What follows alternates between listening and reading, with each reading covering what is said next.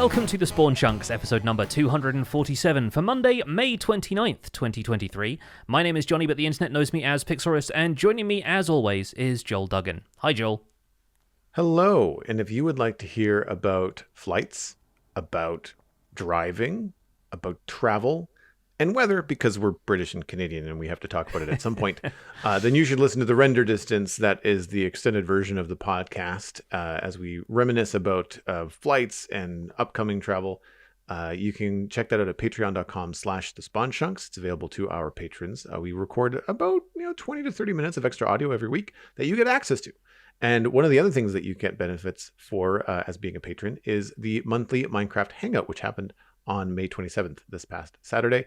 You can expect that to be on the Patreon page a bit later today, and that will be available just patrons. So that feed is just for patrons. There's also a link in that post that will link back to the live chat page with all of the thumbnails to the builds that we talked about, which is all kind of shared by our community and what they've been up to in the month of May in Minecraft.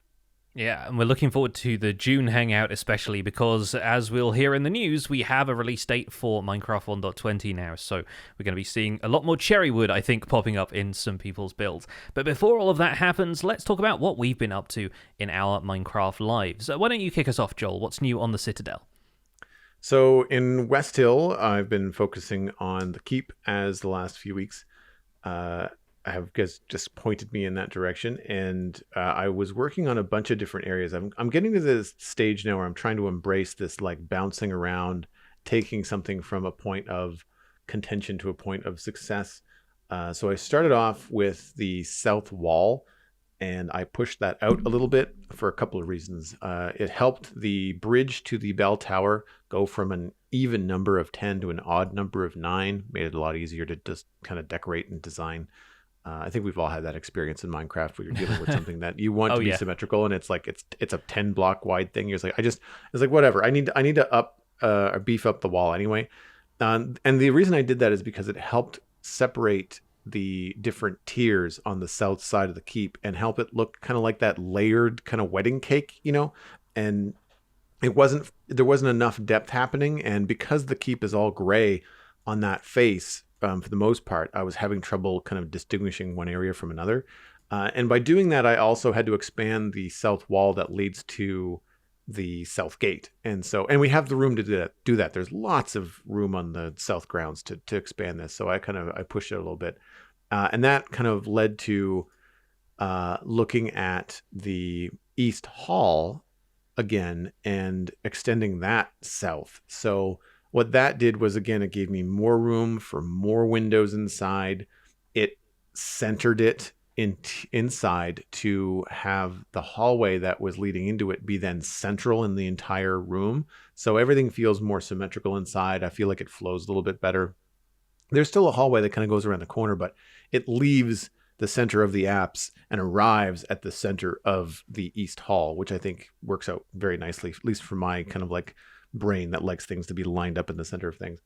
And it allowed for larger windows. I did some design on the windows. I'm starting to get to the point now where I'm happy with where structures are located, and I'm swapping out some of the final blocks. I've not done any texturing, but I've certainly decided, okay, this is going to be andesite, this is going to be polished andesite, this is going to be dark oak, like that kind of thing.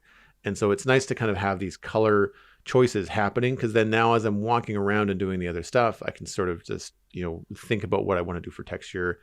There's some couple of larger changes that are going to be very welcoming to one of those gradients, like the things that start very dark and go very light as the thing gets taller. It's really neat the way you approach this, because it reminds me a lot of the artistic process, especially with digital art. I don't know how this varies so much from traditional hand-drawn art, but you start with a basic shape and then you add in detail and then you add in texture, and you're doing multiple passes over this thing and kind of like almost adding layers as though you're doing it in Photoshop. And I find that aspect kind of fascinating as somebody who has either kind of shot from the hip in survival and just kind of built stuff and been happy with it, or I've done stuff in creative where maybe I go through that process, but I tend to doodle on sections of it when it comes to texture, and I tend to block out shapes every so often, but then I'm not doing that all of the time. Whereas with this, it feels like you're really doing that with the entire structure and then going through piece by piece, adding the details that you need.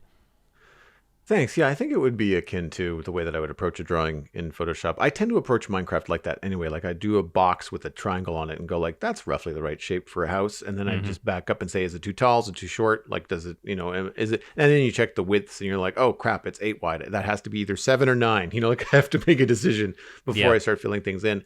I think the restrictions here with the keep already being in place and having very little room to expand on the other sides meant that I wanted to make sure that these changes were going to flow correctly into one another. And I think that without the creative process, like the creative mode, where a lot of people go and design something in creative first, if you're just doing it in survival, I think that this path, while it feels slower, saves you time in the long run. Because I could just take this East Hall and take it right to final. And then I would have realized I wanted to expand it by 2 blocks Hmm. right this weekend. And Yeah. I did that, but I only had to expand stone and wood. That was it. 2 block choices. And after that, and after I was happy with it, that's when I put the glass in. That's when I put the polished andesite in and decided where the roof dormers were going to go, all that kind of stuff. And a good point or a good example is the new tower, the new East Tower. That staircase that I was having trouble with for the last, I don't know how long. It went from a short tower with a tall spire to a slightly taller tower with a taller spire, like a circular spire as best you can in Minecraft, the kind of cone shape that people associate a lot with towers. Uh, and then I just thought, you know what? I'm just going to try this. I'm going to take the whole thing up to the exact same height as the spire as a solid square tower. I've seen some concept art that I think that looks really cool in, so I gave it a go. Liked it way more immediately, despite having Hmm. spent most of the stream working on a spire roof and the different heights that could be. But that whole time I wasn't building the whole roof. I was just building like a profile, like just a simple 1 block silhouette of it, and trying to decide, is that too tall? Is that not tall enough?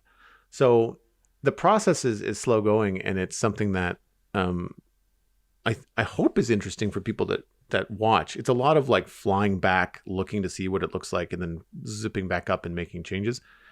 But ultimately, and much to my surprise, I decided to expand this 5x5 tower to a 6x6 tower, which I wanted it to get bigger because it just felt too spindly.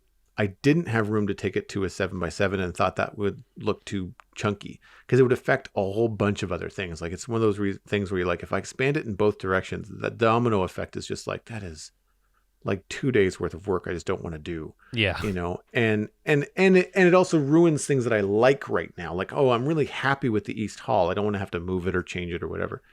And so I decided to do a test, and I just kind of like did the top of it and think, okay, well, I can design the Marlins at the top and the battlement to look good at 6x6.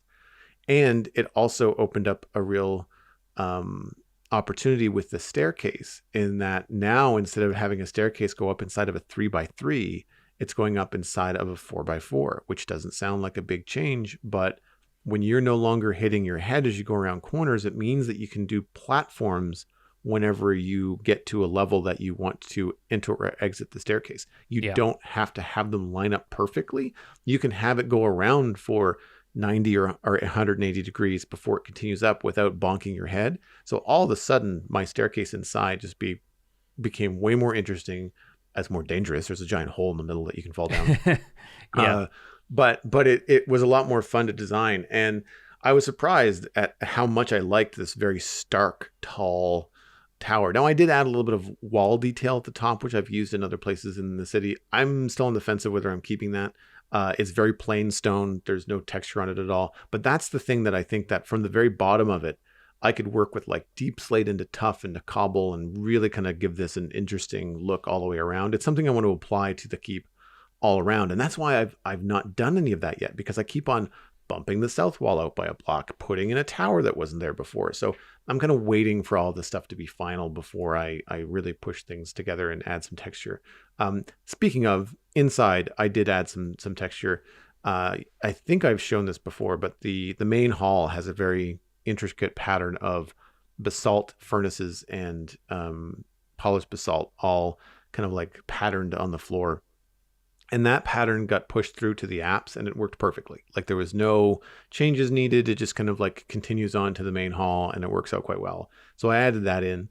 And then I'm also trying to add some sort of mosaic on the main courtyard. And I'm in a trial phase right now. So there's a couple of different ideas. It's not really final, but I want there to be kind of like this idea of something where the pattern of the cobblestones and the bricks that you're walking over in the main courtyard funnel you towards the front door, or kind of give you the idea of like, this is where horses or buggies or something would come in here and have a roundabout, quote unquote, to turn around on, and head back out, kind of get out of the way, turn around and come back out, and have each kind of circle pattern kind of delineate, this is a focal area. Like here's a focal area of arrivals and welcoming, and then here's a focal area of like, this is where the horses and the livestock and people are working and doing things.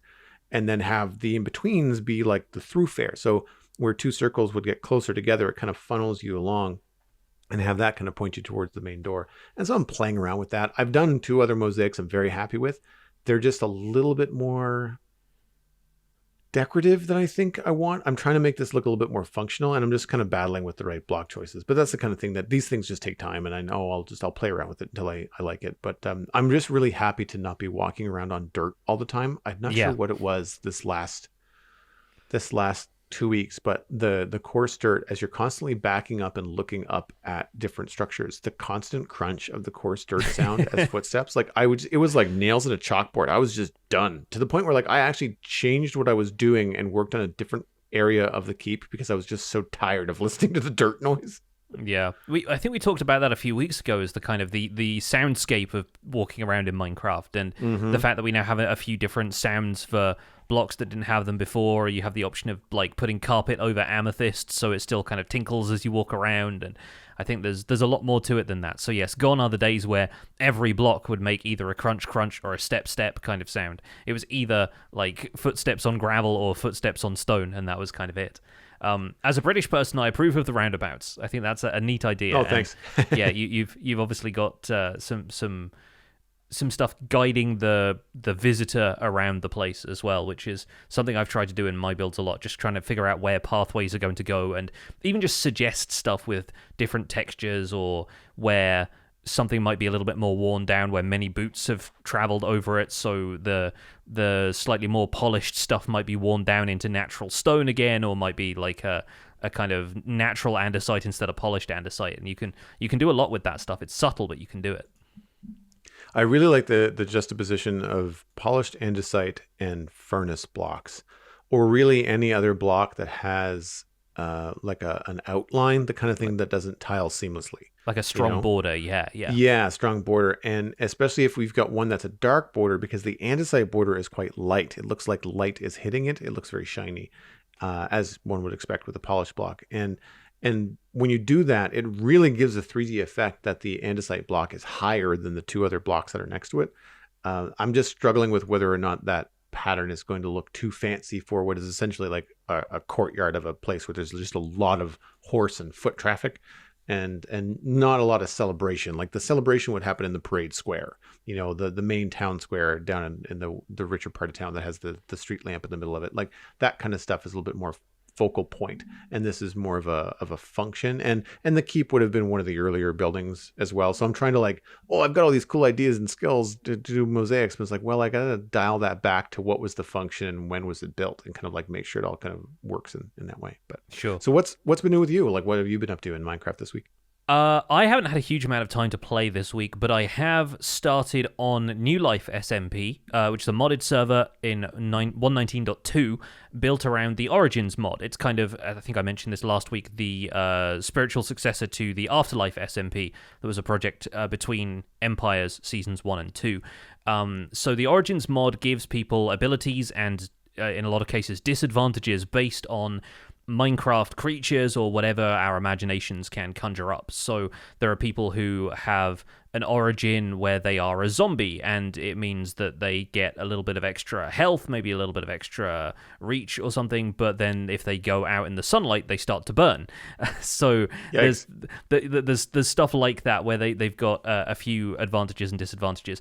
So we have a few custom ones of those this time around, and I am starting, kind of continuing from my Empires Season 2 character, as an archaeologist. I haven't done videos on this yet, so it's still a work in progress, the first episode, but everybody's episode started coming out last weekend, and I can dig up gravel, and whilst that ability is active, I don't get the usual gravel drops, I get other stuff.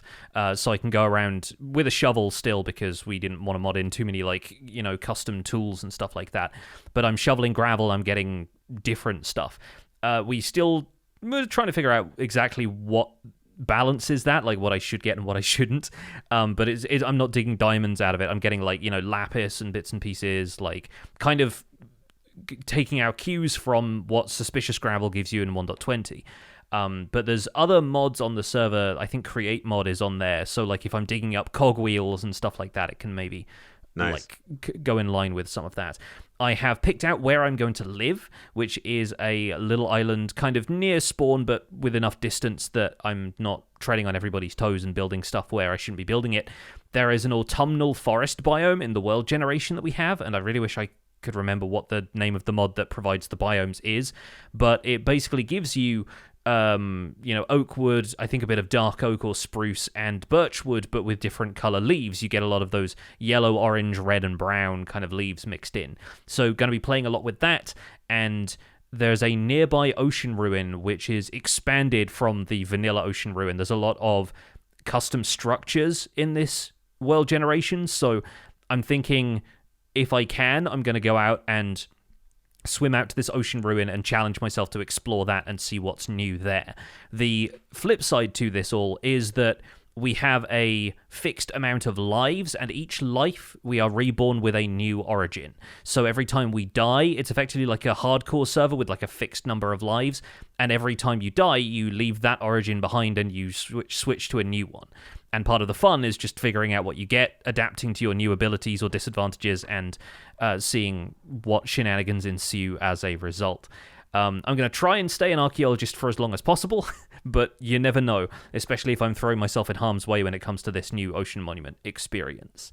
I'm still not sure about base ideas either, but my idea, I think, is going to be to add something to this island that I'm starting on with basically every new origin. So I start as an archaeologist, I make a field office, I set up a few tents, a few kind of dig sites, that kind of thing, and then whatever I do next, I build something that's thematic to that. I think that's what people did last time, so that's kind of the direction I'm taking it so far. It's a neat idea to have the origin kind of reset every time you die. And I mean, in some ways, if you start off as a zombie, then maybe you're just you know what, this might be worth just one life, just to not not burn in the sun. You could, I mean, play around with it a little bit, but if it really started to get on your nerves, you could maybe just well, I'm not having any fun, maybe I'll just throw myself off a cliff here and be reborn as something else. Which I guess roll the dice could either be worse or better depending on what your playstyle is. But it'd be interesting because it would kind of force you into maybe modes of gameplay that you don't normally. I'm very much a build something nice on the surface that people can see kind of player. And if I was a zombie, I was all right, well, cave life for me, I guess, and then exploring that, and I've always loved, Etho's man cave, I think is what he calls it, in the long 500 plus episode series that he has. And just kind of going with that random, I just need to dig a hole here and create stuff in Minecraft kind of mentality, when you don't have to worry about decorating the outside of it because it's just a hole in the wall, and that kind of stuff could be really, really fun. I see that you've got a map mod with the mod pack as well. That's going to be interesting to see how that affects, as you're mapping out this island and building different things in this island, you can now see it from the top down with a very, without having to do in-game maps. It'd be interesting to see how that, one, affects your plans, but two, how it, I guess, affects the method and the speed at which you can plan things out. When you can see a top-down pixel accurate plan of where you want to put different things, I, for me, found it sped up things a great deal, having that bird's eye view. Yes, we are running Zero's minimap on this. So okay, cool. It's my first time really for a while using anything that has a minimap. I know you've been using yours on vanilla in the Citadel, but I haven't really messed with minimaps. We didn't have them on Empires, so I haven't done this for a little while. So it's going to be interesting to see what all else we can do with that. And getting the bird's eye view is going to be kind of nice to show the progress of this island as it builds up. But like I said, haven't really had a great deal of time to play on there yet because I've also been editing my Empires finale in the background. So on streams this week, I've been playing Minecraft Bingo, which has been updated to 1.20 pre-release 1. And the last couple of streams have been really fun. Yeah, we've got into this beta version, effectively, of Bingo, which has rolled back a couple of the changes from the last version. It's removed the goat horn and skulk items from bingo cards. I think the goat horn was just too tricky. You can either get it by having a goat ram you, which is a very unpredictable process and takes quite a long time, or you have to get incredibly lucky and find a pillager outpost that has a goat horn in the loot chest to tick that item off your bingo card. And the goal for me is always to complete the full bingo card of 25 items in the shortest amount of time.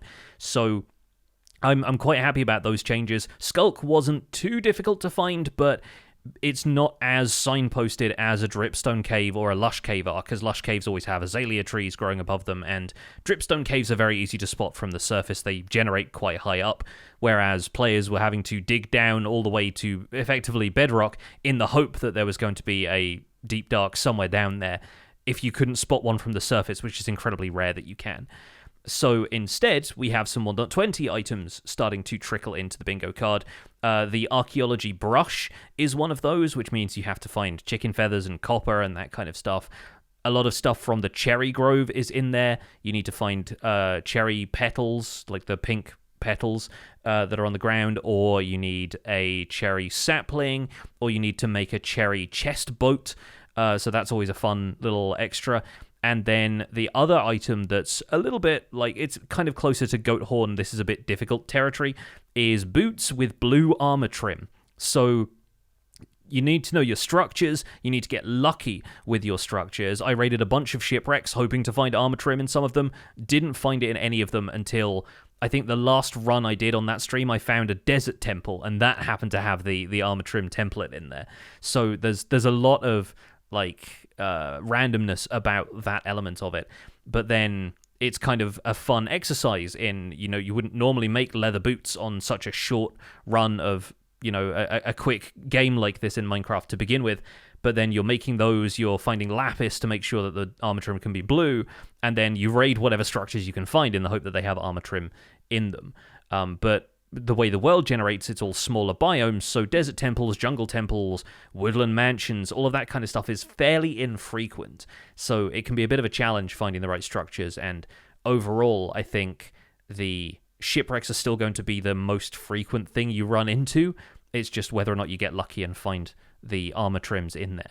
But having a lot of fun with that. My new personal best time is something like under 39 minutes now, so it's already better than it was in the 1.19 versions.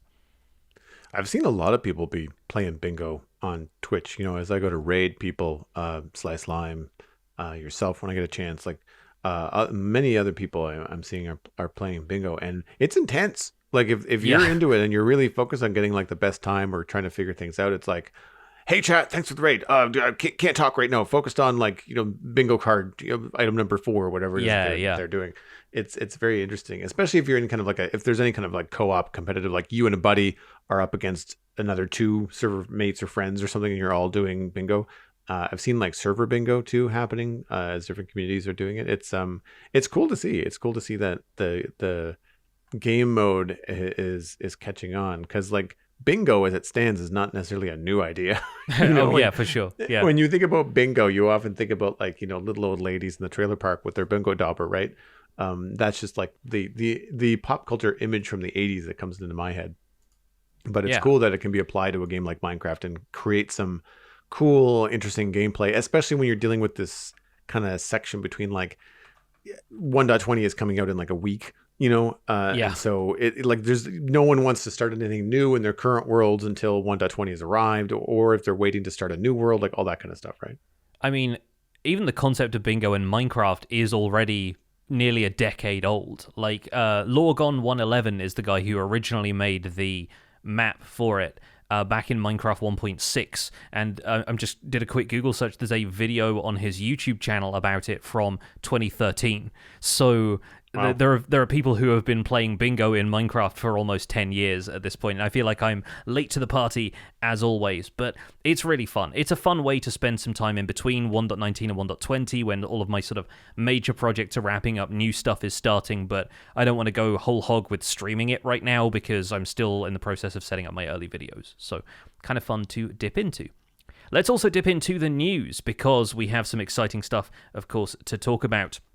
The Trails and Tales update is coming, according to Minecraft.net. The article that was published earlier last week announces the release of Minecraft 1.20 Trails and Tales on Wednesday, June 7th. They also announced this in an episode of their Minecraft Monthly, I think it's called now. It's gone through a few different names, a few different iterations.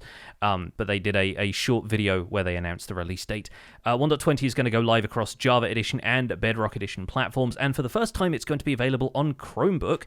The Chromebook edition was announced back in May and might still be in early access, during which only Chromebook devices that meet the hardware specification will be able to download it from the Google Play Store. Minecraft Java Edition pre-releases 5 and 6 came out this week with a few more bug fixes and technical tweaks. The first of those, pre-5, arrived on May 23rd. It had one library version update, which was that the uniform font was updated to use Unifont 15.0.03. The fixed bugs in 1.20 pre-5 were numerous, and I'll read off a few of them here. Anvils and other falling blocks with hurt entities set to true used to kill items and XP orbs before that bug was fixed. Recipes for coloured wool, carpets and beds in the recipe book weren't grouped together previously after the universal dyeing change. That's now been fixed as well. Players could still jump from the edge of honey blocks after the change to player positioning relative to the block that you were standing on. That's also been fixed. And some Zed fighting occurring on trimmed enchanted armour in the inventory has been fixed, along with a handful of other bugs that appear in the Minecraft.net changelog we'll have linked in our show notes. That same changelog article also details pre-release 6, which arrived the following day on May 24th. Technical changes in pre-6 include the item Minecraft Air can no longer be used in datapack recipes. Ingredients in array form are now allowed in smithing trim and smithing transform recipes on fields template, base, and addition. Those fields also allow for empty arrays, which signal that the slot needs to be left empty. Good news for all of you custom crafters out there. In terms of the loot tables, there was a update to those recently where an ID can be given in the background for a random sequence to generate all of the loot in a world from. The ID of that is now an optional field, so if no sequence name is given, the game will just draw loot using a non-deterministic random source instead of it being assigned and being the same every time.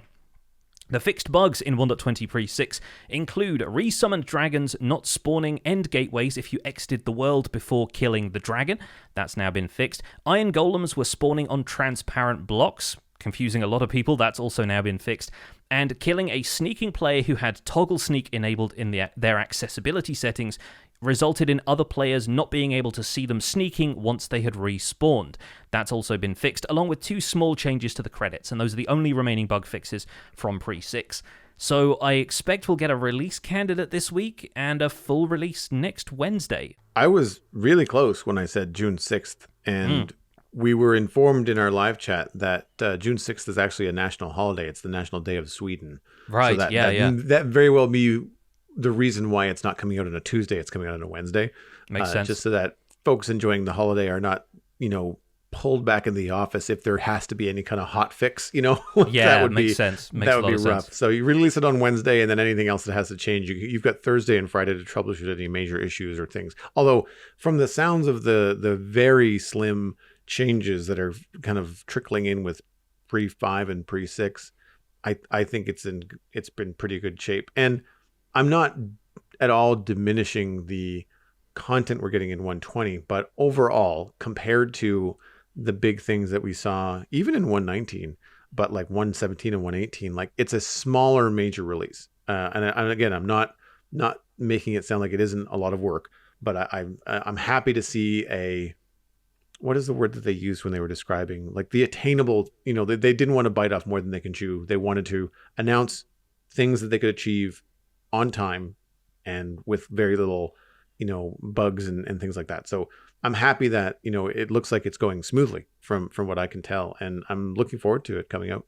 Yeah, it's a major release that doesn't fundamentally change everything about the way terrain generates. And, Yes, yeah. add extra height to the world and all that kind of stuff. So yeah, no, it's gonna be fun. I guess we'll probably end up doing a retrospective on Minecraft 1.19 on next Monday's show, because at that point we'll basically be in the waiting room for 1.20 and gasping for cherrywood and archaeology and all of the other stuff. I did see a lot of people actually wondering about iron golems spawning on transparent blocks, so I'm glad that's a bug fix and not just a group hallucination that we were all having. I think that's really important that that's gotten fixed, because that's iron farm technology these days, and I presume it wasn't intentional that kind of stuff started happening. So yeah, hopefully people will be able to continue with the iron farms unbroken from previous updates if they are continuing their world, or revert to those old familiar designs if they start a new world. Also pretty cool that anvils no longer destroy items.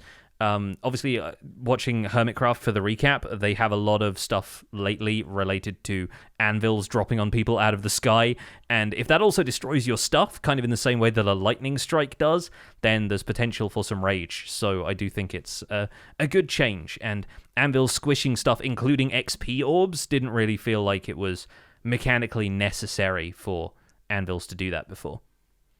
Yeah, I think the changes to anvil make sense. I think the changes to the iron golem spawning on transparent blocks is a good catch and a good fix. It's like I just said, it's the kind of thing that would prompt like a 0.1 like right away.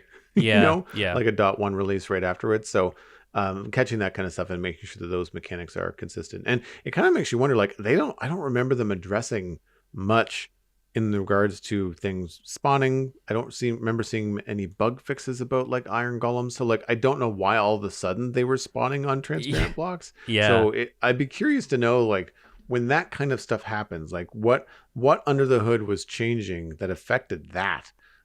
Because I guess the only thing that they've been doing with messing with mobs recently has been like different rideable mobs being affected by slow falling.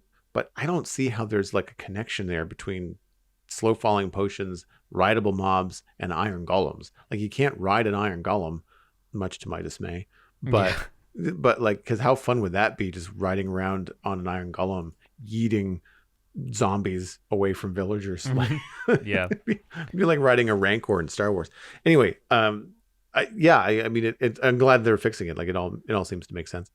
I think that's that domino effect of like you or the butterfly effect even. You change one part of the code and then chaos happens in another part of the code, and it's the tangled web that we have been told Minecraft code is, or was. I don't know if it's been improving all the time from what we understand, but they've got to add new stuff as well, so some wires are gonna cross somewhere. Scotsman in our live chat is pointing out that it could have been a change to transparent blocks rather than the golems. That's true. Yeah, it's any number of things I think could have affected it at that point. So fingers crossed that's all the bug fixes we need, and that with the next thing we see is a release candidate later this week.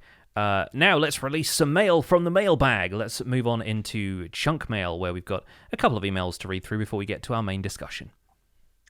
If you would like to email the show, the email address is spawnchunkmail@gmail.com. Please use that email address. First email comes from Mr. Smiles, an enchanting position. Good day, guys. Expanding off of the ideas you were exploring in episode 246, The Magic of Lasers, I think having small sprite or pixel art that explains the origin of an enchantment would solve more than one problem. First, an embossing of a symbol such as a guardian or warden on the sides of enchanted books would be a nice feature to go alongside the new chiseled bookshelves we are getting, adding variety to their look. It also is a good accessibility feature. Maybe the leather on enchanted books could change color as well. Second, this would also help the current potions problem.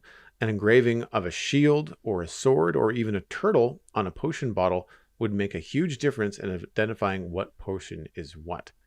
Curious to what you think. Mr. Smiles giggled while watching his friend enter another fortress, thinking he was invisible. And I think I detect an Australian from the intro line, but we will see. Yeah, thank you for the email, Mr. Smiles. I think this is the kind of thing that if you asked the art team at Mojang, would you want to add new like different covers for enchanted books and stuff like that, I think they'd probably say yes. In the same way that I look at the short that they published fairly recently on the Minecraft YouTube channel of the sound designer Samuel Alberg saying, yeah, I'd love to add more ambience to the game. The problem is we can't always budget that in terms of the time and effort and stuff that we have.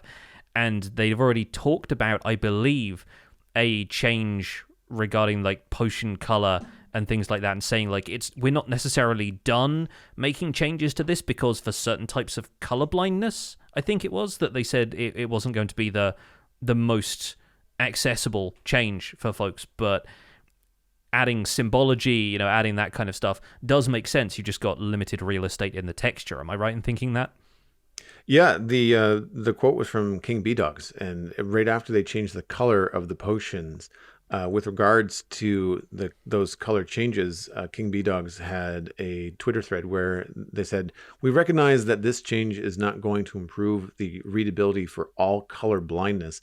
A real solution is to make individual potion textures for each type, but for now, we're just doing a small fix until we have the capacity.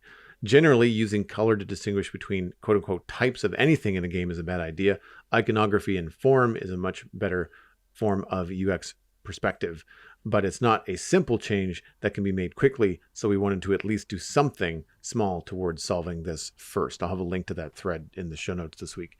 And I think, it goes right back to what we were talking about in our discussion of art fundamentals applied to Minecraft, and talking about clarity of form and iconography or shape, right? Compared to just color. And when you combine all of those things, you get a very clear communication. When you're relying on just one, it can be a little bit tricky. And right now, potions in Minecraft are relying on just one. And better because we can now control the enchantment glint. So as you remove the enchantment glint, if you don't like it or find it distracting, then you can see clear, the color of the potions. And I think that helps a great deal. But there's definitely a better opportunity for potions for this kind of thing when you compare it to an enchanted book. The tricky part about adding some sort of symbol to an enchanted book is the pixel real estate on the sprite. It's really quite small. You're dealing with 3x4 pixels on the book cover, and the symbol would have to be really simple. I don't know you could communicate a guardian or something more complicated than like a cross or a circle or an X. Like you're really not going to be able to get very much in there. The challenge with the current book sprite is that it's on an angle, so it's got like that isometric angle in your inventory, whereas if it was flat and like taking up an entire inventory space, you would have a lot more space available to design something. The spine of the book, when it's inserted into a chiseled bookshelf, is only 4 pixels wide total, because the chiseled bookshelf is only 16x16 texture, right? So that you're really limited to just basically color and maybe the number of like gold strips on the binding of the book. You're really not going to be able to do much in a chiseled bookshelf to distinguish one book from another. In terms of the textures. And right now, it doesn't matter which book you put in there. They all kind of do the same thing. And all chiseled. If a chiseled bookshelf is full, each full chiseled bookshelf looks identical to the one next to it. So it's only when you start to remove books that they start to look a little bit different, but it's not, there's definitely a finite number of combinations. Yeah. I think that potions having more potential is a nice way to start, because the bottle is roughly 9x9 pixels, which leaves quite a bit in the middle if you want to do some sort of very basic pixel art symbol. But the bottle itself does not take up a whole inventory space in terms of its pixel dimensions, right? Like you can create a larger bottle. You could change the shape of the overall bottle to be like a square bottom. I've seen mods where healing potions are actually shaped like a heart bottle, that kind of a thing. The kind of thing like you might see like a perfume bottle that's shaped like a heart, like that kind of stuff becomes like, so rather than having to put a symbol of a heart on the bottle, you just make the bottle the symbol and simplify it even more. So there's lots of opportunities there on the potions. And honestly, this sounds like a really fun like texture pack design project. I might even look into it in terms of just like what would be the symbol that you would apply to slow falling or protection, or the different area of effects, or like how do you distinguish between a splash potion and a regular potion that you drink. Like that kind of stuff I think could be really fun. and alongside the colors give you an opportunity to tell the potions apart.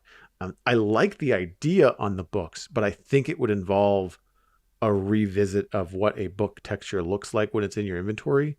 And I think we wouldn't be able to do anything with a chisel bookshelf. I think you're kind of stuck with how the chisel bookshelf looks at this point. Yeah, the chisel bookshelf basically has two textures, and they're kind of split into 6 individual areas, and like you toggle a texture for 1/6 of the front of the bookshelf on or off, and that's really all that changes. Like you can't do anything much with the colors of that and customizing it in any great detail. But yeah, again, it would be nice. I imagine that the art team spends a lot of their time prototyping stuff that never sees the light of day. So people who are wondering why they don't have capacity to, doodle a few potions, it's a lot more, I imagine, more complex than that.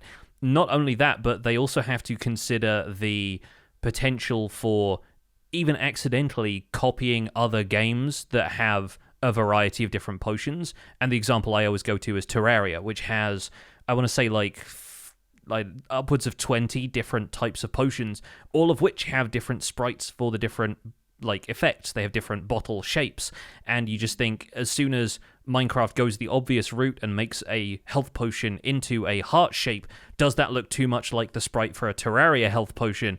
And do they suddenly have potentially a legal case on their hands because they're copying the iconography from a different game? It's not necessarily intentional, but it could happen. And as far as I know, the devs of Terraria and Minecraft are pretty good friends, so I don't know if there would be anything like that, but tons of games out there will have done something similar. So it's really something to be aware of. And I think, too, when you're dealing with a pixel art game, there are only so many different ways you can make a heart within a 9x9 pixel. Absolutely, yeah. Before you're not copying anybody, you just don't have a choice. It's either a heart or not a heart, know? And I think that might be where, they could get away with doing a little bit more. But same thing with classic iconography of a skull on a poison potion. That makes sense and it looks cool. So why rock the boat? But yeah, I'm curious to see what that full list would be. And I'm glad that you brought up the idea of the art that might be floating around at Mojang that we don't get to see. This is why I would really like to see a art of book for Minecraft. And I understand that it's difficult because Minecraft isn't always evolving game and it's always moving forward, but we've seen little snippets of concept art and concept painting that have come out with Caves and Cliffs and the Warden and different things that came out in the last few years. I would love to see that kind of stuff, especially if you've got artist notes or game design notes in the margins. Here's an idea for putting symbols in a book that we had that we thought was really cool. That doesn't work. And here's why, but the artwork was so cool. We wanted to share it. And, I think in a lot of ways, I wouldn't be surprised if some of the things that are good ideas for Minecraft, but don't work technically because it's a pixel art game, end up making their way into things like Minecraft Legends or Minecraft Dungeons, because they've got the graphical real estate to do it. They've got the shading and the effects, and they can do that kind of stuff without worrying whether a player in Java Minecraft is going to duplicate this thing 1,000 times and just break the game, right? And I think it's an interesting conversation, and it's too bad that we don't know a little bit more about that through art production books or a blog or something like that. I'm always champing at the bit to hear more about the art production and decisions that get made behind the scenes. Well, maybe we need to reach out to the Mojang art team and see if any of them wants to come on the podcast and hey, there you go. Answer all of our burning questions. Either way, let's move on to our second email. This one comes in from Lola Moonpetal and has kind of a similar thread. The subject is texture troubles. Hi, Johnny and Joel. I was listening to recent episodes and I heard the word texturing a lot. I've always known what it is, and while I've tried, I can never quite get it right in Minecraft. Even something as simple as a crumbling stone texture, I can't figure it out. I think that you're both really good with texturing and would like to know how in the world you do it. Please help me and other audience members understand texturing. Thanks. Lola Moonpetal was dropped into lava due to not paying attention because of being frustrated at a poorly textured wall. That's the second death due to texture in the last 2 weeks. Just I'm putting that out there. Death by texture. It's claiming another victim. Yeah. Checkered pasts. For me, it starts with assigning characteristics to blocks. So really good example that I use all the time in West Hill is that andesite to me, I think to a lot of people, reads as a lighter texture than stone. There's enough of a sparkle in it that it reads like it could be lighter. And so I use it a lot on the top of my builds, at the very, very top, with like an andesite slab on the top of a marlin or something like that, because it looks like the stone is being hit by sunlight and kind of giving it some light texture at the top. And so when you think about that, you can assign a really obvious one, cracked stone. It looks old. It looks like it's been beaten up. And so if you're trying to figure out how to start texturing something, I would take a functional approach to it. So take a look at the blocks that you're using in a build and assign either an age to it, a wear and tear to it, or some other function to it, and then use that in logical ways. So if you've got a building that has a corner that is exposed to on the edge of a cliff versus the other three corners that are like, nestled amongst trees or something like that, the chances of that exposed corner having more sun damage, wind damage, and erosion from rain is higher. Whereas the corners of the building that are closer to bushes and trees and stuff, maybe they're going to be mossy. Maybe they're going to be, having more of that kind of stuff. You can work in things like tuff and mossy cobble or mossy stone brick. And then on the other outside, you can have more of a cobblestone, cracked stone, maybe even some smooth stone can sometimes look like the detail of something's been washed away or eroded away. And that kind of stuff, I think, is where you can start with texturing. And then when you go on to say, like, when people say, I want to add texture to this giant wall because it's just plain stone, I think you can go back to what we talked about a couple of weeks ago about the rule of thirds and proportions. So having a wall that's 50-50, two different kinds of blocks all over the place, it's going to likely look like a checkerboard. And what you can do is kind of push that to say, all right, well, let's make it 70% cobblestone. And I'm going to use tuff as the other example and say 30% tuff. And right away, that's going to set you up for more of a success. And then you can start getting into really finite things like, well, instead of 70-30, why not 70-20-10? So 70% cobble, 20% tuff, and then 10% mossy cobble or something else that kind of like some kind of real fun accent block that'll help you out. Layers also help. So when you're doing something like that, on top of all that, complication of your ratios, you can then layer in a bush vine kind of crawling up the side of it, or a more traditional vine. You could add some depth and some detail to help with that too. But I think with texturing, like I usually approach it in proportions and function first. And once you have more experience with that, that's when I think you can kind of expand into like, okay, I'm going to use these 5 blocks in a gradient and I'm going to try to do some fancy stuff on the side of the wall. But I think that even that is usually steeped in function, where the bottom of the wall is maybe wet and the top is meant to be dry, or the bottom again is more protected, whereas the top is going to be more exposed to the sun from bleaching or wind and rain erosion, that kind of thing. Is that how you approach it, Pix? Yeah, that's sort of what I was doing with the castle in Empires. I was doing a lot of thinking about what would dirt and rain and erosion and, in some cases, physical destruction of some of these look like over time, and kind of apply that. I was also thinking a lot about the direction light was coming from and where shadows would be cast. And you think, okay, if this wall has an overhang at the top of it, then if the light is coming from a specific angle at whatever time of day, if you imagine you kind of freeze time in your head and think, where are the shadows being cast, assuming you're using vanilla Minecraft like lighting and not shaders or whatever, then you think, okay, well, this corner up here has a lot of shadow in it, so you can enhance that shadow by adding some darker blocks in there, which is where I ended up using a lot of mud and then gradient from mud through things like deep slate into tuff, into cobblestone, into lighter stone textures, and then on the sections of the wall that are going to be sticking out, and so the light is always hitting them, that's where I put the polished blocks, the stone bricks, the andesite, the kind of stuff that's going to make it pop out in terms of lightness. And there's a few different ways you can do bits and pieces like that. That sort of shading thing is, fairly popular amongst YouTubers, especially like B-dubs. B-double-O tends to sort of build in that style quite a lot lately and has really been exploring that style. Gradients are another sort of popular way of doing that, where you just pick a bunch of blocks and you aim to create a texture that doesn't necessarily look all that coherent in terms of the method that was used to build it up close, but from further away it looks like a much smoother range of textures. So you've got to think about whether you are looking at your build from further away more often, or if it's something that needs to make sense and look good up close. A couple of other tips I can give.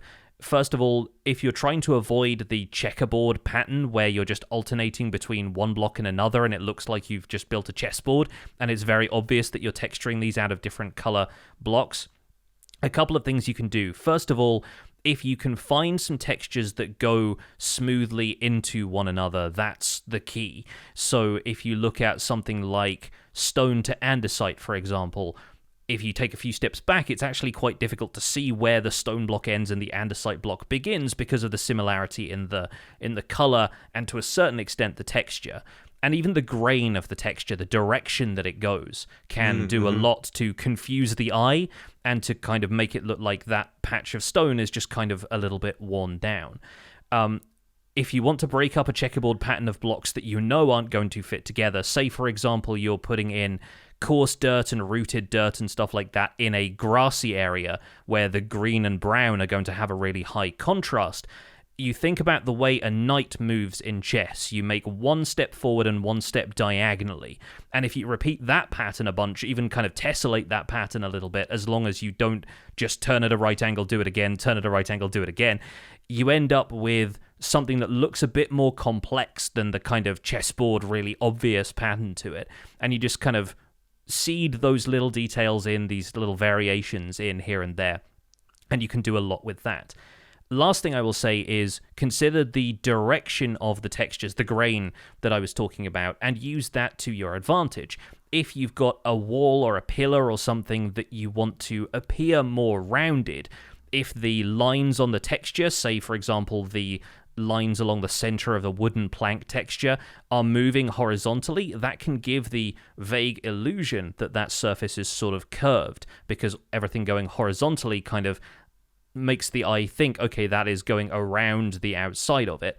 And it's the same reason that I think jungle tree bark looks really good, and mangrove tree I think does the same thing, is because it gives the impression of being rounded by having horizontal stripes in the texture instead of, say, oak or acacia bark, which is all vertical. So you can do a lot with understanding the directions of the texture, playing with blocks where you can change the orientation, so you can lay logs on their sides so they have vertical or horizontal textures. You can do a whole lot of different stuff with that. It's really just a matter of trial and error, though. Practice some of this stuff in creative mode. Get the doodling fingers out and just try and texture something flat to get an idea of how that stuff works, instead of trying to do it all in survival, because survival texturing is a lot of trial and error. It's a lot of going up and down scaffolding, breaking blocks that you've already placed, and it can get a little bit frustrating to do that all in survival.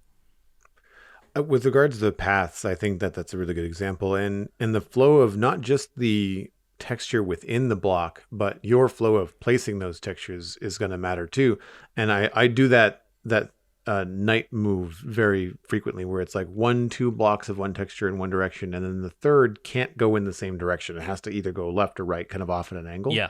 And that alone kind of creates a slight little, looks like a little hook pattern on the ground, but that can be going left or right. And it could also be going forward or back. Like those first 2 blocks that you put in a row, are they going along the path or are they going across the path?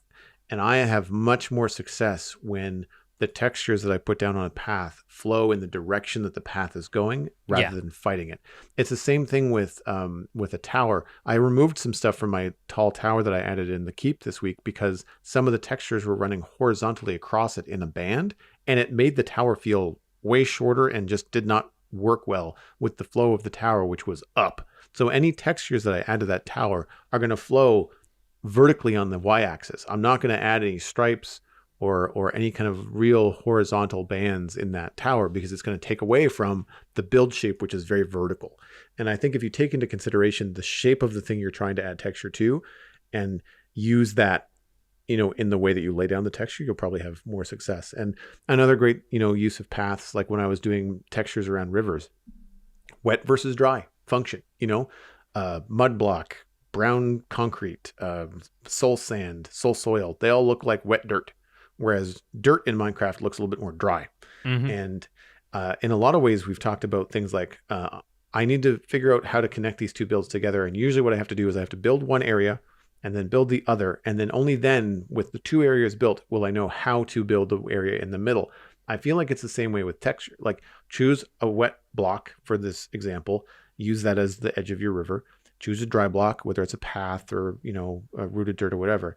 And then once you've decided, okay, that feels right in terms of this feels like dry and this feels like wet, and then just try to find a block in Minecraft that kind of is halfway in between. Terracotta, some of the brown and darker terracotta works in that way. There's concrete powder sometimes, as long as you're not putting it next to water where it changes. And so you can kind of find those middle ground textures that will work you from one to the other. And that is another way to achieve some success on a very small scale. Last of all, remember that we're always our own worst critic, especially when it comes to Minecraft builds, and stuff that you think looks amazing in other people's builds might look weird to you in yours when you try it, but frankly, that's just, the eye of the beholder kind of thing, and I imagine some people will look at the stuff you've built once you've added some texture to it and think, yeah, I should try that. That actually looks pretty good, so bear that in mind. We're going to have a kind of round table discussion this week. We both had a topic we wanted to bring to it, and I'm going to kick us off with the search for a new seed. I've been thinking a lot about this in regards to starting the next season of the Minecraft Survival Guide world, and I was thinking about what makes a good start to a fresh Minecraft world generally. There are a few things that I think a lot of us would agree kind of make the most sense. It's easily accessible wood so that you can make your crafting table and get started, so that you have some flat terrain for building. You probably want to be in a fairly flat biome. A lot of people find it challenging to build with height, especially in the early days when you don't have elytra, you don't have access to water buckets and ladders and stuff yet. The next thing really being biomes within comfortable reach. A lot of people look for seeds, which I think are getting fewer and further between with the new world generation, but seeds which have every possible biome within about 2,000 blocks are often quite desirable. Some people want to take a bit of a shortcut through progression by having a village at spawn, and some people just want the new features right on their doorstep, especially if they're starting a new world. I can imagine a lot of people are going to want to spawn in a cherry grove and immediately start building with the new stuff and see all of that picturesque landscape right away. So this week, I've been using chunkbase.com to roll up a few random world seed and load up a few of them in Minecraft, which seem to have potential. One thing I'm doing is trying to avoid spoiling the locations of generated structures and other landmarks. And luckily, Chunkbase has a biome finder that's completely separate from the seed map that just has absolutely everything in it. I've been using the seed map, but disabling everything with the checkboxes, except for the marker for the spawn point, because the spawn point is also fairly important to where you're starting in a world. I actually found one where the seed tried to spawn me at Y200 in a jagged peaks biome, and it did have some spruce wood nearby, but it was a very extreme start. So there's definitely a lot of curveballs it can throw you. And I have some kind of like loose criteria that I want to follow for the new survival guide world. And this is a question, for a start, I'll pitch at you, Joel. I know that the Citadel isn't resetting anytime soon, but let's say you're loading up a snapshot world and you want to take a look at some of this stuff, or if you were to start a new 1.20 world all of your own, is there anything in particular you would look for right away? Would you want to dive straight into the new stuff, or would you want a dependable Minecraft start first? I think I'd be looking for the same kind of things that you mentioned, where I'd be looking for a similar spread of variety in the biomes close-ish to spawn. My view would change from when we started the Citadel years and years ago, where far in Minecraft back then was very different to far now. Mm-hmm. And I would be totally fine with things, like you said, within a couple thousand blocks, whereas like we wanted a desert within 400 blocks or less than 1,000 blocks via nether travel.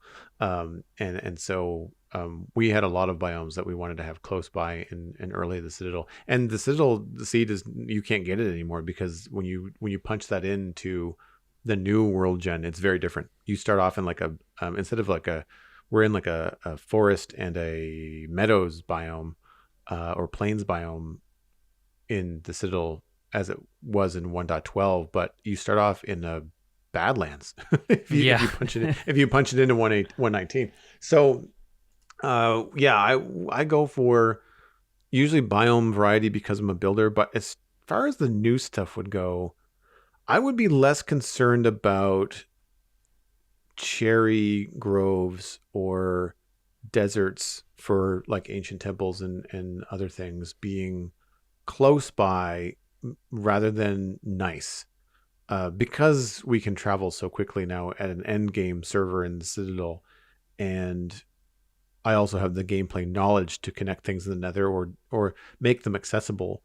I'm not as concerned about something that has to be really close to spawn. Whereas if it's like, well, yeah, it's 4,000 blocks away, but if it's a beautiful, huge cherry grove on like a mountainside or something like that, then that would kind of win for me over just having a okay cherry grove just really close to spawn. And I would go probably more for like this areas that I would want to explore. Rather them look cool than have them be also under the restriction of being close, because I feel like being close would just, it ends up restricting too much. Like you maybe sacrifice some of the things that would look better or give cooler gameplay experiences just because they're a little bit far away. Whereas like that to me kind of provides like, well, there's a game challenge of like, now you have to build like a cool nether network to get between places quickly, right? Yeah, it is kind of at odds with their stated goal of improving the exploration experience in Minecraft, is to want to have all of the exploration happen as close to home as possible. Doesn't necessarily make all that much sense. But I do think, in terms of my criteria for the new survival guide world, I feel like I don't need to start in a plains biome, but it's definitely the most kind of traditional feeling start. It's like the same way I make a red bed every time I have to like start a bed, even though you can have all different colors of them now. It just feels like Minecraft to me if I'm doing that. And having lots of open space for building and getting easily oriented, so you're starting in a plains, you can see landmarks around you, you can kind of get a feel for where the adjacent biomes are, as opposed to starting in a forest where you're going to get lost in the trees very easily. Right. I think that's also because I'm working from the perspective of this being a tutorial series, and I want to teach people in a slow and steady way, and I want people to almost be able to follow in my footsteps, quite literally. Whereas if you're in a forest, then if I turn left, they might turn right because they don't know which side of that tree I went on, and it's much, much easier to get lost. And I'm not going to be relying too heavily on coordinates until a little bit later, when I can kind of discuss how you use those to navigate the world in Java. The other thing is the plains biome feeling very default kind of allows you to see where you're going and what's around you. It lets you see the sun, so you can easily get oriented like compass point wise, and so I can start saying like, let me go north, and you can understand that if the sun is rising on your right, then you are going north. And yeah, it's a little bit easier to understand that stuff that way.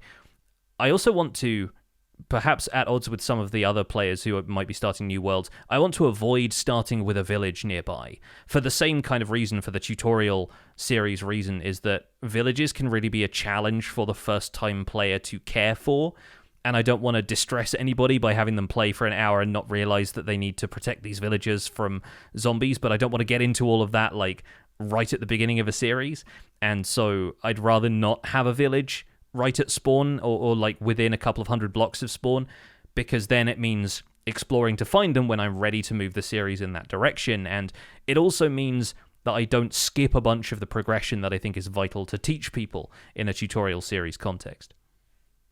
I think too, with the things that they've added with archaeology and armor trim to 1.20, any kind of exploration or travel to get to known or unknown locations, you're going to be able to multitask. Like, yeah, you've got to see, all right, I'm going to see how far I have to travel before I can find a cherry grove. Along the way, I'm going to look for opportunities to get armor trim, or maybe, look for some archaeology opportunities. Like that kind of stuff, I think, helps the drive-by exploration thing that happens. With like, I'm looking for a desert, and you just kind of go with blinders on until you see sand. You just don't care, right? And I think that now it's like, well, wait a minute, I need to pay attention to what's around me because like I might be missing out on some really cool opportunities if I'm just looking for a desert. I mean, sure, it's a goal, but it's like, you got to keep your head on a swivel, I think. And it's going to be more fun, to explore naturally in that way with a new seed. I sometimes am tempted to just like do a new world experience or something with like a random seed, or get onto a temporary server like as you've experienced with between seasons of different organizations and different server groups.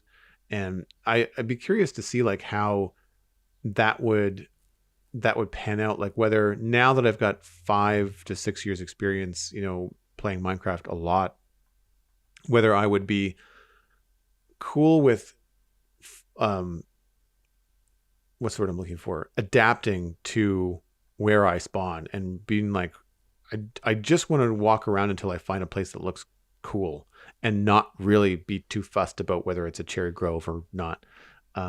Whereas, because I know how easy it is to find stuff later on. And I guess it just depends on your level of patience. Like, are you looking to get to that stuff immediately, or are you comfortable with like, yeah, I have enough skills in Minecraft that we can find it later on.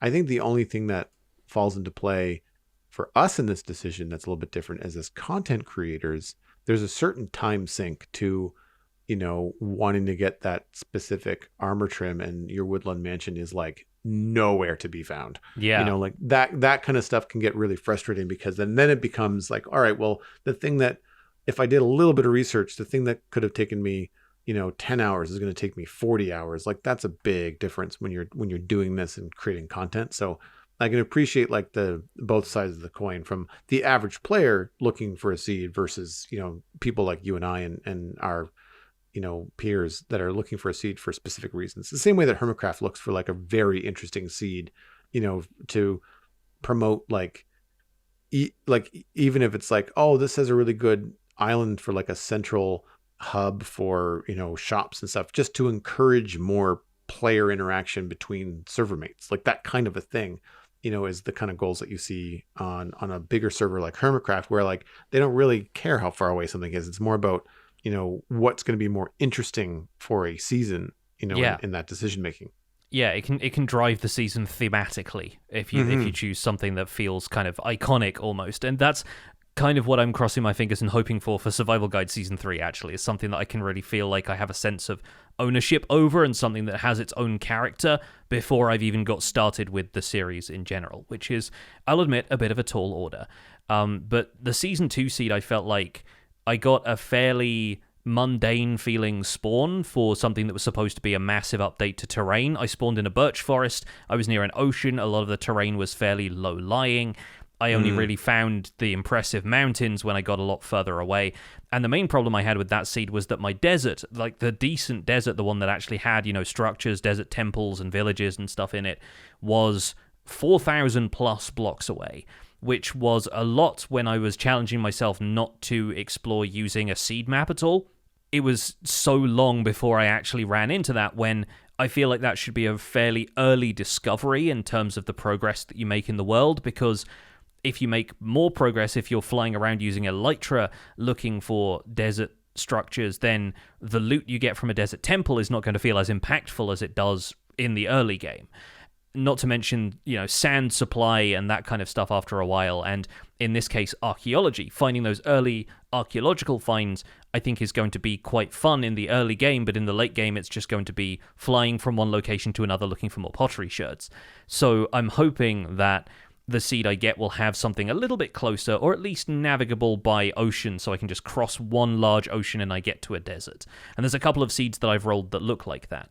The difficulty is the biome spread based on temperature is so different now that you're not really as likely to find a bunch of biomes in such close proximity. I'd like to have a cherry grove nearby, but I think deserts and oceans are going to be essential for checking out 1.20 features. If you've got a warm ocean near a desert and it has ruins, that's closer to your chances of getting a sniffer egg. There's bits and pieces like that I think is going to make a lot of sense to look for.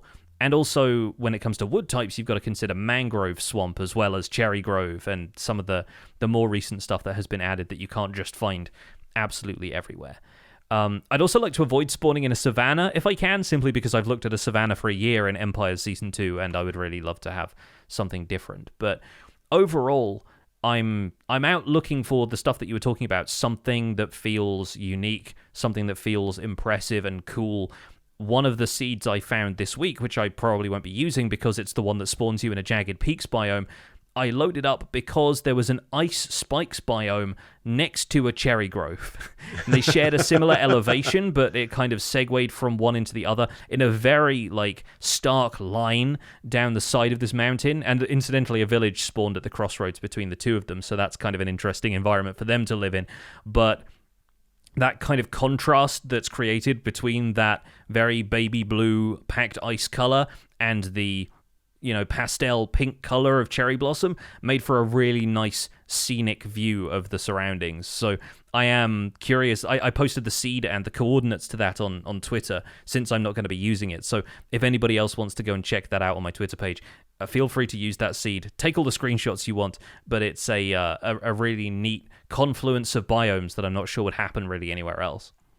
It's funny, when we started the Citadel, I looked at seed maps, but I didn't actually load up the world. I didn't go into the world to look around to see whether it was good or not. I just kind of went on the biomes because I wanted to have at least some sense of discovery.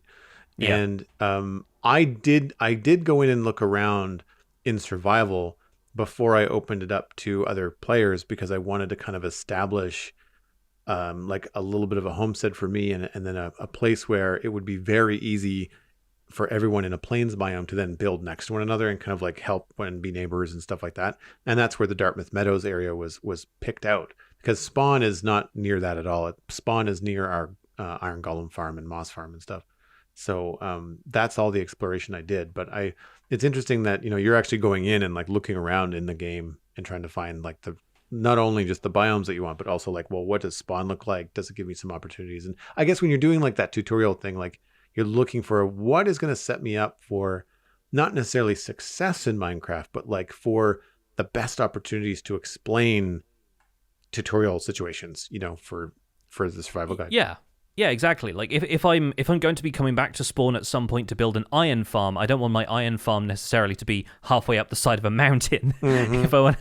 Unless I want to build a storage system all the way to the bottom and then just have all of the iron ingots kind of filtering down forever, and all of the hoppers probably lagging out my world in the process. But yeah, I am curious about how anybody else is treating the search for a seed. So would love to hear from some people who are starting fresh in 1.20. Send us an email if you feel like writing in. For me this week, this is just a smaller topic, but one of the things that I've been thinking about with 1.20 around the corner is, am I missing out on a lot of Minecraft features in the last year or two by focusing on such a large, long-running project that was not planned to be 2 years plus from the get-go? I knew it was going to take me a long time. I did not realize it was going to take me 2.5 years to get even just this far with West Hill. It's not done yet, and I'd even thought it might be done close-ish to the end of April, or certainly before 1.20. Neither of those ideas were true. And I'm not saying that it's a bad thing. I'm aware of this kind of thought process, because I really enjoy working on West Hill. If I didn't enjoy it, I would easily jump ship and start doing other things, other projects in other areas that took advantage of the new content. But in the recent updates in 1.17 and 1.18, I did not do any real exploration or building or, long-term projects taking in the new terrain. I collected a little bit of drip leaf and some glowberries. I got some moss, but these are all things that I wanted to use in West Hill. I've not explored the Deep Dark and Ancient City. I haven't encountered the Warden. With West Hill being so build heavy and so redstone light, I haven't used sculk sensors, any of the family of the sculk blocks on the Citadel at all. I have done some small projects like the moss farm and the spawn chunks. I was just in the mood to do some redstone stuff, but that moss farm was very much to provide me with all the moss I wanted to do the landscaping with in West Hill. And Deep Slate has been incorporated into West Hill, but that was like one big dig. I just went far enough away from West Hill to dig down to find Deep Slate and just dug it for like an hour. And then just, I've been relying on server mates actually in a lot of ways to drop off stuff as I need more materials. Some folks like Cosmic and even Steven and other people like Alistair have been kind enough to like lend me honey blocks and drop off Deep Slate that's overflowing their storage facility. And they're like, well, Joel's building this giant thing. This helps both of us. I don't have to store it anymore. I can't, my Minecraft brain won't let me destroy it. So I'm just going to give it to Joel. And it works out. Mangrove wood has been moved into the city as well. But like that was 2 trips since the release of 119 to our giant swamp that we found. And it was just to sit there for 45 minutes and chop down trees and dig up some mud. And that's it. Like I didn't like stay or, the experience was just simply to go get stuff and come back. So with that, I really have been experiencing 1.19 and to the extent 1.17 and 18 through this podcast and through friends and watching other people play Minecraft, because I haven't really taken advantage of most of the new features myself.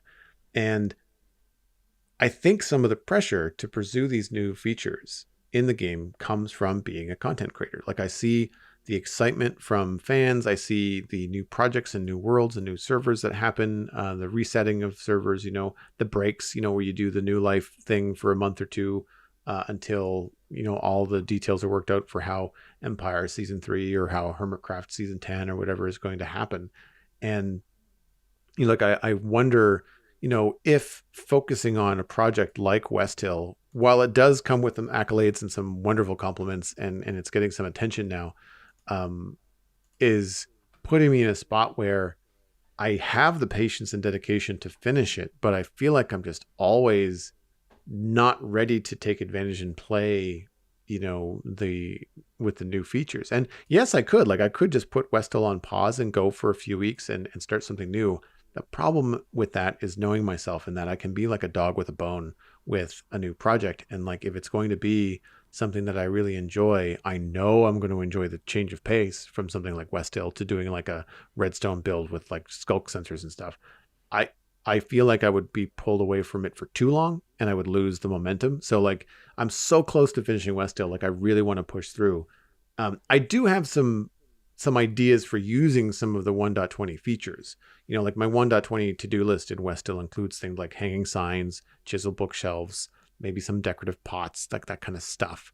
I can certainly work into West Hill, but it's going to be, the signs and the chisel bookshelves, like they don't even really require me to go anywhere. I just have to craft some stuff, right? I have the iron, I have the wood. Any new chests, I can use the new bamboo mechanic to like just make new chests rather than using existing wood. So there's a few things about 1.20 that are going to make finishing up West Hill a little bit more economical, both from my time and from a resource perspective as well. But yeah, as I continue to push West Hill into a finished state, I think that 1.20 features are going to be on the back burner. And those are things like armor trim, cherry grove trees, cherry wood, bamboo wood. Neither of those woods I think really work with what I've got going on in West Hill anyway. So I'm not. Yeah. I don't think I'd be doing myself a service by going to get cherry wood and cherry blossoms.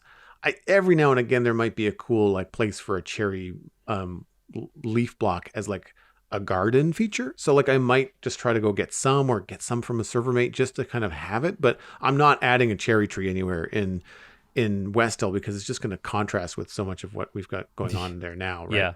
Yeah. Archaeology, like a lot of that stuff, trail ruins, they pull me away from West Hill rather than helping me build it. So, and that's the bulk of the 1.20 update. Like I've just got a couple of cool new block features and new crafting features that are going to help me along the way creatively, but like I don't have a great draw with the West Hill project to then run out and enjoy the 1.20. And then when I am ready, say I finish West Hill in a month or two, at that point, does the 1.20, content, has it lost its hot burn on the content creator scene? In terms of like, am I missing out on new viewers? Am I not taking advantage of this hot new thing that's happening in Minecraft? Am I not bringing in enough, new viewers to my content by just kind of staying true to what I'm doing and continuing on? And in a way, I feel like staying true to West Hill is an excellent argument for anybody that says I'm bored in Minecraft. I don't know what to do. I'm just like, look, Yeah. Minecraft is updated 3 times in the last 2 years, and I've not really used most of it. Yeah. I am certainly creating my own fun. And so I feel like there, like that is nice. And again, I don't want to sound like I am at all upset about West Hill, or I don't like it, or I'm starting to regret it or resent it. That's not the case at all. I'm very happy with, the way things are going and enjoy the challenges along the way. But I've just noticed that kind of pull that happens where, like, I see people do modding series. I see, I've diverged into doing some modding here and there myself, over the last few years. And it never sticks, because ultimately I get invested. I start to want to play it more. And then I realize how much time it's pulling away from finishing West Hill. And I feel the same way about like Minecraft updates in terms of like me being pulled away. I know that your situation is usually a situation of reset, a server being renewed, or moving on to a different survival guide world when a new major update comes out. So I'm curious about your perspective on a large project being something that pulls you away from, or your, I guess, even your tutorial series. Like when you start over with the survival guide, do you feel like that day one Minecraft thing, when some of the features of the new update, or a lot of the features of the new update, may not be like early Minecraft friendly? Like do you feel like you're missing out had you been on a server that was a little bit farther along, or were part of a server like, say, Hermitcraft, where people like rush right to endgame, like day one dragon done, and not have to worry about the pace of a tutorial series? I'll be honest, I enjoyed the shift from 118 to 119 a lot, because that's when I kept the Survival Guide Season 2 world and was able to immediately go out and find a Deep Dark as soon as that world generation was part of the world, right? Like I already had Elytra, I could already like traverse larger distances, had like Nether Hub sort of going, and there was a lot of that which was more immediately accessible, and it felt like the content I wanted to go out and find, instead of having to start the world from scratch and work up from wooden tools and then go and raid the ancient city maybe 40 or 50 episodes into a series. I think it was nice to just jump straight into that stuff. With this one, it feels different, and it's mainly just because of the amount of stuff that affects early game. The fact that you have armor trim and stuff, like I like the idea of adding that to your armor as you go, instead of being like, well, I've already got my main suit of, fully kitted out netherite armor, let me just apply anything I want, or like, curate it and take my time. I like the idea of just diving into everything headfirst as soon as I encounter it, and it's the kind of thing that I'm going to encounter more frequently in a newer world. In the past, I've often tried to time the end of a project with the new release of an update. So, for example, when Survival Guide Season 1 ended, I was trying to get that museum finished up until 117 came out, and then I took a break from Survival Guide to do Empires Season 1. And so that was kind of the idea, was that I didn't end up finishing the museum in the end, but I kind of wanted to give myself one big project, one kind of last hurrah before moving on. And it wasn't necessarily going to be moving on from the Survival Guide world until I heard that the terrain generation in the Caves and Cliffs update was going to be so massive, and that's the reason I decided to move on from the Survival Guide world to begin with. And now it's a lot more about, do I want a fresh start? Do I feel like it's a healthy thing to do? And then what's it going to get me in terms of early game content? When it comes to missing out on these features, though, I think the long term always has to be considered. Like, selfish impulse dictates that I want you to be there experiencing new 1.20 stuff as soon as the update comes out, because I think it's a fun way to talk about it on the podcast, with both of us kind of getting enthusiastic about finding cherry groves and whatnot. But I think in reality, anybody who's going to get like a boost in, eyeballs on their content from 1.20 has probably already got it from covering snapshots. And while obviously the full release is going to get people excited for that stuff again, it's going to suffer from diminishing returns, because people have already been hearing about this stuff for a little while. It's all been announced back in October or whenever, right? So I think there's going to be like diminishing returns from that, and I think there's more value in sticking with something long term and understanding that these are not features that are going away anytime soon. They're not going to be removed in the next update, and you're not going to... Minecraft doesn't do seasonal content that way. So I think whenever you want to go out and find a cherry grove, or you want to go and experience the deep dark, it's going to be there for you. And I know in your case you don't really dig the combat side of things, and I don't know quite where the Warden falls on that line between combat and just like a stealth experience for you, but it may not be the kind of thing that you necessarily enjoyed right away. And you've talked about doing sci-fi projects in the past, or like an Asian-inspired project in the past that would suit stuff like the skulk blocks, or would suit cherry groves and bamboo wood a lot more. So I think it's about going into those projects when you feel like you're ready to do them, and that's going to be the thing that's most fulfilling for you regardless, and that kind of thing is just going to come across in the audience that surrounds you anyway. Thanks. Yeah, I think that, you know, the sci-fi and the skulk sensor and the redstone thing is definitely where I want to go, I think, after West Hill, in terms of like a nice change of pace and just everything from the visual design to functionality, and have just a lot more kind of sci-fi would be still thematic, but I would have some more flexibility, I think. Like if I got the hankering to make like a custom biome, I could pretend like some sci-fi, you know, like biodome, you know, like it doesn't have to make sense at all. You know, it doesn't have to look like it's part of the natural world. I can put it underneath a glass dome and say, look, I made a thing. Yeah. So there's stuff like that that's going to allow me to do some stuff more freely. But I think that to your point of the fact that the features are always going to be there. And in a way, like there are some things that I'm just, you know, and I'm not going to throw anything under the bus here, but like there's definitely some features about 1.20 that I'm more interested in than others. And yeah, sure. And I think that, you know, that tends to be how I play Minecraft. And, you know, in terms of 1.19 stuff, yeah, the fighting or encountering the Warden was not high on the list, still isn't. I want to get some skulk sensors, so encountering the Warden may be a thing. Like that may be a thing that has to happen in order for me to collect enough skulk sensors for me to do what I want to do. So we'll see, you know, if I get good at it, if it's something that I, you know, enjoy and whatnot. And I think that the other side of all of this is, as you said, experiencing that kind of stuff so I can talk about it a little bit more currently on the podcast.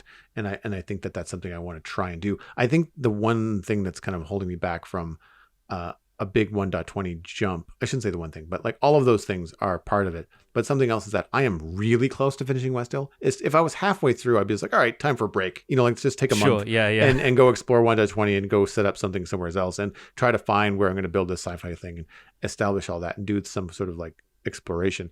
But like where I'm just so close to doing it, like I'm on like part 13 of my keep, you know, changes.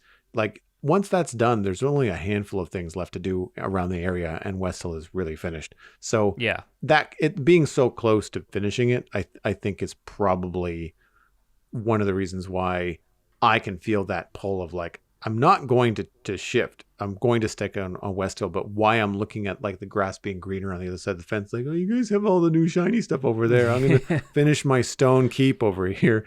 And again, like I'm enjoying it, but it's one of those things that just, it does kind of like pop into my brain now and again. It's like when, you know, whenever you get hit by imposter syndrome or you are just struggling with a build on your own, and then you see some peer on a server just do something immaculate, and you're just like, just stop it. You know, like it just, you start not necessarily jealous, but you're like, how come you hit the flow this week and I haven't yet? You know, like, and you know what happens, like, you know, that because I have streams where like everything just kind of comes together really nicely. You know, I think you mentioned it last week, where like house done, stream finished, like woohoo, stamp, you know? And so I'm looking forward to that feeling again.